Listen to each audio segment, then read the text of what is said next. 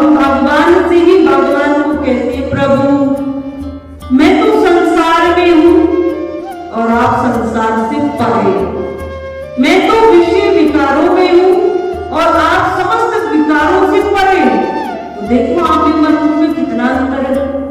अगर फिर भी मैं इस संसार में विषय विकारों में रहकर आपकी कृपा से, मेरा अपना बल नहीं, क्यों? क्योंकि मैं संसार में आपकी कृपा से आपका कुछ भी भजन साधन करता हूं, तो हे ईश्वर, हे सर्वश्रेष्ठ, हे सर्वव्यापक, उसको स्वीकार कीजिए, उसको स्वीकार कीजिए और मेरा उद्धार कीजिए, मेरा उद्धार कीजिए, मेरा उद्धार कीजिए। तो कितनी सी प्रार्थना है। और यदि हम मन में भाव लेंगे, बहुत ग्रंथ बड़े बड़े ग्रंथ पढ़ेंगे, बहुत बड़े बड़े श्लोक पढ़ेंगे, तब भगवान तक हमारी प्रार्थना पहुंचेगी। तो जागी रही भावना जैसी प्रभु मूरत देखी तिन तैसी, एक प्राणी पत्थर की मूर्ति में भगवान देखता और एक प्राणी केवल पत्थर देखता है, पाषाण देखता है। कितना सुंदर कारीगर, कितना कार्य अच्छा किया है, कारीगर बहुत सुंदर है, इसने कितनी सुंदर प्रतिमा बनाई। और एक ने उसने राम को देखा, मेरे राम मुस्कुरा रहे, कितने सुंदर लग रहे। अभी अयोध्या जी में जो भगवान प्राण प्रतिष्ठित हुए, वो जो जिसे बनाई है ना, योगी राज नाम है उसका, 3 कारीगरों ने 3 प्रतिमा बनाई थी, पर सेलेक्ट जो योगी राज ने बनाई इसकी हुई थी। तो योगी राज स्वयं ये कह रहा है, मैं नहीं जानता हूं, मेरी प्रतिमा ऐसी नहीं थी। हम जितने वहां के न्यूज चैनल हैं बार बार उसके पास जा रहे हैं, अब तक जितने दिन हुए हैं कोई दिन ऐसा नहीं गया कि दिन में उसके 2-2, 3-3 इंटरव्यू हो रहे हैं कि आपने इतनी जीवंत प्रतिमा बनाई कैसे। तो वो बार बार एक ही बात कहता है कि मुझे नहीं ज्ञात। और जब राम मंदिर में प्राण प्रतिष्ठित होकर मैंने स्वयं दर्शन पाए, तो मुझे लगता ही नहीं है मैंने ये प्रतिमा बनाई है, मुझे नहीं लगता। और परंतु इतना अवश्य है कि मैं बहुत द्वंद्व में था, बहुत द्वंद्व हुई।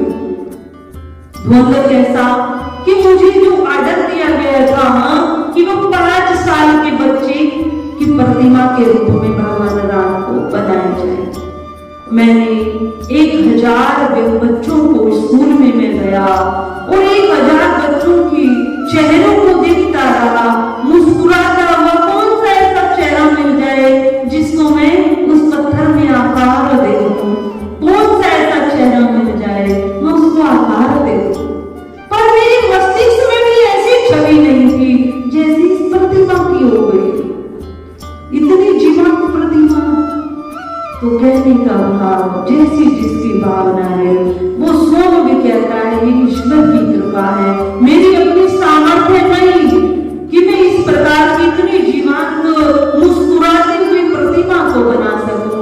तो इस पर संत ऋषि मुनियों ने क्या कहा, ये सबके पास प्रश्न जा चुका है, जो बहुत बड़े बड़े ऋषि बने, तो उन्होंने क्या कहा है? उन्होंने कहा है कि हमारे वेद मंत्रों में इतनी शक्ति होती है, इतनी शक्ति होती है, तो उसको पत्थर की प्रतिमा कह रहे हो।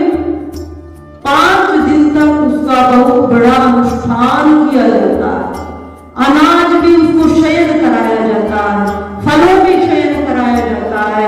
इस प्रकार उसकी जो प्राण प्रतिष्ठा से पहले की क्रियाएं हैं बहुत गंभीर होती, आंखों पर पट्टी बांधी जाती, और जब वो पट्टी खोलते हैं तो दर्पण शीशा दिखाया जाता और बाद में वे शीशा टूट जाता। क्यों? क्योंकि वहां पर 5 दिन तक, जबकि राम भगवान की क्रिया तो 7 दिन तक चली प्राण प्रतिष्ठा। वेदों की ध्वनि, मंत्रों की ध्वनि गुंजायमान होती है और वेदों में इतनी शक्ति कि मृत शरीर में प्राण आ जाए, इतनी शक्ति वेदों के मंत्रों में। तो क्या वे भगवान की प्रतिमा, आप वे प्रतिमा नहीं है, वो साक्षात भगवान राम जी हैं।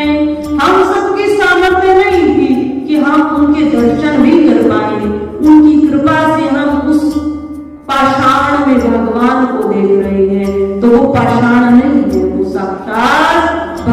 भगवान ही है, साक्षात भगवान। तो उन्होंने यही कहा कि वेद मंत्रों की ध्वनि में बहुत सामर्थ्य है, उनसे भगवान तो सर्वव्यापक है, कण कण में है, एक मृत शरीर में भी प्राण डाले जा सकते हैं। तो इस प्रकार भगवान जाग रही भावना जैसे उसको वैसे ही दर्शन दे रहे हैं, सब भगवान के दर्शन पा रहे हैं, कर रहे हैं। तो चर्चा चल रही थी, चर्चा भगवान की चल रही थी, जागी भावना रही जैसी। तो एक व्यक्ति भगवान को पत्थर की मूर्ति में केवल पत्थर दिखाई देता है, अति सुंदर है, भगवान का चित्र अंकित है, और एक मानव को भगवान दिखाई देते हैं। तो जैसी जिसकी भावना होती है उसी के अनुसार फल भी। तो अब बताओ हमारा सबका भाव कैसा होना चाहिए? हम भगवान के दर्शन करें या फिर भगवान में पत्थर में भगवान को देखें? हम पत्थर की प्रतिमा बहुत सुंदर बनाई है, पर है पत्थर। तो हम सबका भाव कैसा होना चाहिए? उसी के अनुसार हमें फल मिलेगा। तो हमारी उच्चतम भावना होनी चाहिए। उच्चतम भावना का जितना हम प्रयत्न कर उसमें भगवान को निहार सके, भगवान के दर्शन पा सके, उतना हमें लाभ लेना चाहिए। बार बार प्रणाम करने से भी सिद्धि प्राप्त होती है। यदि किसी को सिद्धि प्राप्त करनी है ना, कि जीवन में कभी अभिमान न आए, ऐसी सिद्धि प्राप्त करेगा कि अभिमान न आए, तो सिद्धि प्राप्त करने का मूल मंत्र है कि भगवान जहां पर ईश्वर के दर्शन हो जाए, जहां पर ज्योति जगती हुई दिखाई दे जाए, चाहे वे अपनी हो चाहे अन्य किसी भाई ने जगाई, तुरंत वहां पर हम अपने सर के साथ प्रणाम करें, अर्थात मस्तक को झुकाते हुए हाथों को जोड़कर प्रणाम करें। अपने बुजुर्ग जो घर में पूर्वज अपने हैं, यदि वो बहुत शुद्ध सात्विक रहे हैं, तो उनके चरणों से हम स्पर्श करते हुए हम प्रणाम करें। तो यदि हम दिन में इस प्रकार की क्रिया 7 बार 5 बार या 9 बार भी नित्य प्रति करते रहते हैं, तो ये सिद्धि प्राप्त हो जाती है और जीवन में कभी अभिमान नहीं आता। इस प्रकार हम भगवान को हर समय निहारते हुए प्रणाम करते रहे। आगे श्री नामदास जी महाराज ने भगवान की श्री धन्वंतरी अवतार की कथा कही। श्री धन्वंतरी अवतार में भगवान जब समुद्र मंथन हुआ, समुद्र मंथन में भगवान के मुख्य रूप से माने तो 3 अवतार हुए। कमठ अवतार, दूसरा मोहिनी अवतार, और मोहिनी अवतार से भी पहला धन्वंतरी अवतार। तो धन्वंतरी अवतार में भगवान ने स्वयं हाथों में समुद्र मंथन होगा, समुद्र मंथन के में जो सबसे लास्ट का जो पदार्थ आया वो अमृत था, और स्वयं धन्वंतरी देव उस अमृत कलश को लेकर प्रकट हुए, और धन्वंतरी देव उस अमृत कलश को लेकर प्रकट हुए, और देवताओं को वो कलश हाथों में देना चाहते थे, परंतु दैत्यों ने उसको छीना था। पर भगवान जैसे ही प्रकट हुए थे, तो भगवान ने कुछ वेदों के बीज मंत्र, कुछ वेदों को, जिसमें जिन वेदों में हमारे आयुर्वेद का ज्ञान था, आयुर्वेद अर्थात स्वास्थ्य की औषधियां, शारीरिक जो व्याधियां हैं, रोग है, कष्ट है, उनकी निवृत्ति का साधन भी भगवान साथ लेकर आए थे। आयुर्वेद का समस्त ज्ञान भगवान धन्वंतरी के रूप में प्रकट होकर अपने साथ में लेकर आए थे, और वह भी देवताओं को धन्वंतरी महाराज ने सौंप दिया कि संसार में कष्ट भी बहुत है, व्याधियां बहुत है, तो इसमें वे सब ज्ञान निहित है कि कौन से रोग में कौन सी जड़ी बूटी लेनी चाहिए। तो इस प्रकार का ज्ञान धन्वंतरि के रूप में भगवान श्री हरि नारायण ने ही हम सबको प्रदान किया। और अमृत देना देवताओं को चाहते थे, पर दैत्य उसको लेकर वहां से दौड़ पड़े थे। दैत्यों में भी जो उनका श्रेष्ठ था, अति बलवान था, उसके हाथ में अमृत कलश था। और उसी प्रकार आगे भगवान ने मोहिनी अवतार धारण किया था। परंतु नामदास जी महाराज ने मोहिनी अवतार की चर्चा भक्तमाल ग्रंथ में नहीं की। उसके पश्चात भगवान के ने सनकादिक ऋषियों के रूप में अवतार लिया। सनकादिक ऋषि भगवान ब्रह्मा जी के मानस पुत्र भी कहे गए, परंतु सनकादिक ऋषि सनक सनंदन सनातन सनत कुमार। तो इस प्रकार भगवान स्वयं इस ब्रह्मांड में विचरण करते हैं और इनके माध्यम से, इन चारों भ्राताओं के माध्यम से भगवान इस ब्रह्मांड में विचरते हैं। और ये चारों भाई अजर अमर हैं। ये सारे मनवंतरों में होते हैं। हम सोचे कलयुग में नहीं, सतयुग में भी थे, द्वापर में भी थे, त्रेता में भी थे, और आज कलयुग में भी। और आगे जो मनवंतर होगा फिर से होंगे। तो भगवान चार भ्राताओं के रूप में पृथ्वी के वायुमंडल को पवित्र करने के लिए, सप्त ऋषियों को ज्ञान देने के लिए और भक्ति बढ़ाने के लिए भगवान ने ये चार रूप धारण किए थे, जिससे वेदों की, ग्रंथों की रक्षा होती रहे और भक्ति की प्रधानता बनी रहे।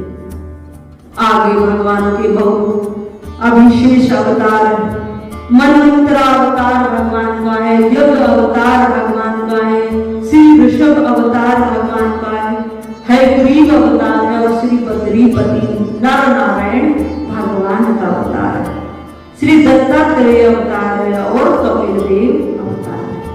परंतु समस्त अवतारों में एक बात कॉमन है, वह कॉमन बात यही है कि भगवान हम सबके कष्ट निवर्ती है।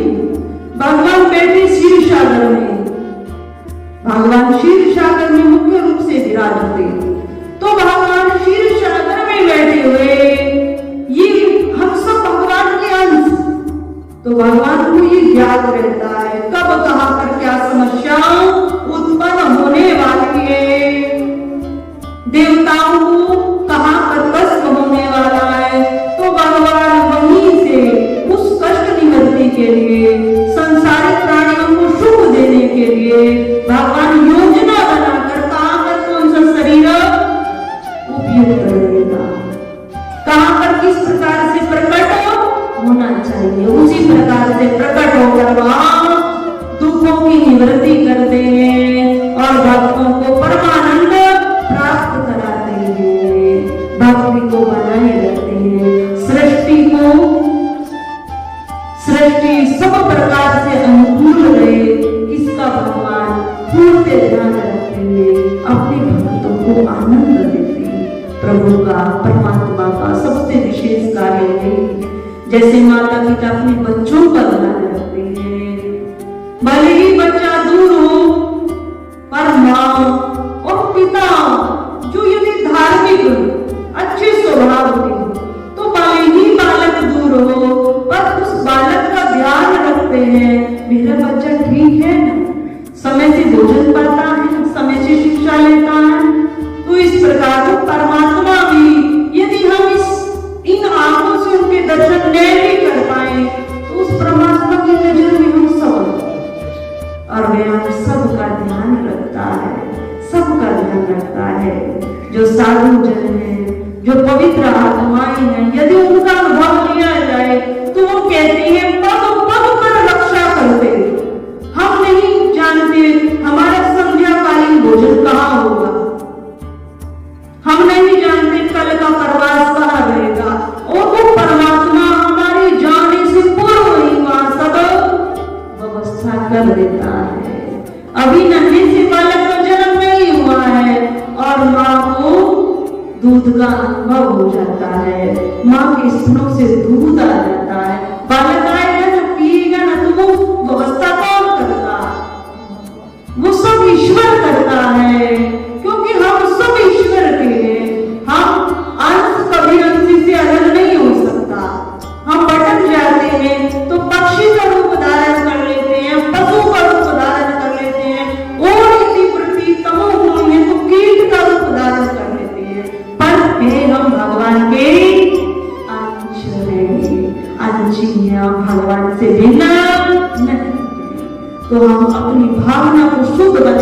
हुए भगवान की प्रत्येक जगह पर ज्योति रूप में भगवान राम की दर्शन हो जाए, कृष्ण के दर्शन हो जाए, माँ दुर्गा के दर्शन हो जाए, हनुमान जी के दर्शन हो जाए, संतों के दर्शन हो जाए, तो उनको प्रणाम करते रहिए। यह भी बहुत बड़ी सिद्धि है। बोलिए श्री सच्चिदानंद भगवान। परम पूज्य श्री साध्वी ब्रह्म ज्योति सरस्वती जी के प्रवचन प्राप्त करने हेतु दिव्य वाणी चैनल को सब्सक्राइब करें, वीडियो को शेयर करें और अपने परिजनों पर अवश्य भेजें।